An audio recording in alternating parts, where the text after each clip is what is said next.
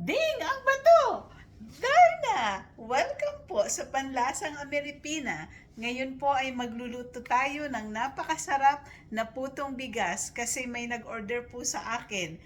Tara na! Samahan niyo po ako. Ito po ang ating mga ingredients. Bigas, 2 cups po ito. Binabad ko na po ito ng 1 oras sa tubig at igigiling ko po yan. At ito po yung Coco Mama. At gagamitan ko po siya ng Lakanto Monk Fruit Sweetener. Ito po ay zero glycemic index, so hindi po siya magkukos ng blood sugar spike. At ito po yung molder ko. Diyan ko po siya i-steam. At lalagyan ko po siya ng cheese sa ibabaw. At meron din pong baking powder. At yung kalahati po ay gagawin kong ubi flavor. Ayan.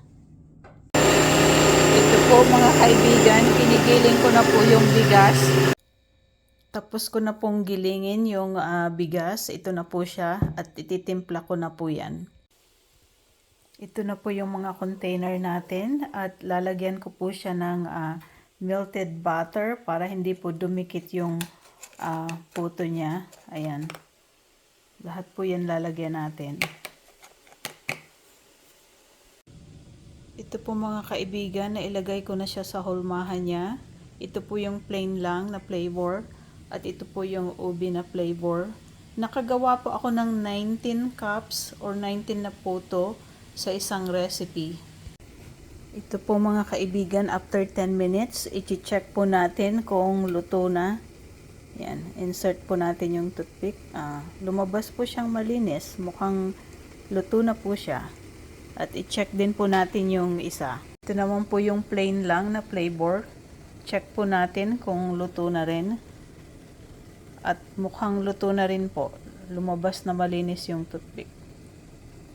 Ayan. So, 10 minutes po na pag-steam.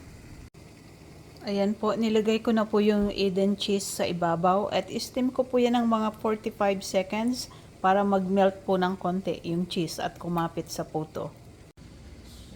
Ito na po mga kaibigan, yung aking putong bigas. Luto na po siya at titikman ko na po siya. Ito po mga kaibigan, titikman ko na po yung puto. Ayan, yung puti. Yung plain lang ang yung flavor.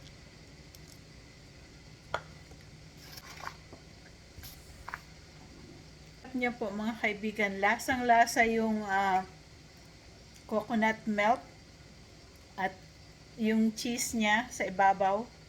Nag-blend yung lasa niya. Napaka-creamy niya, malinamnam.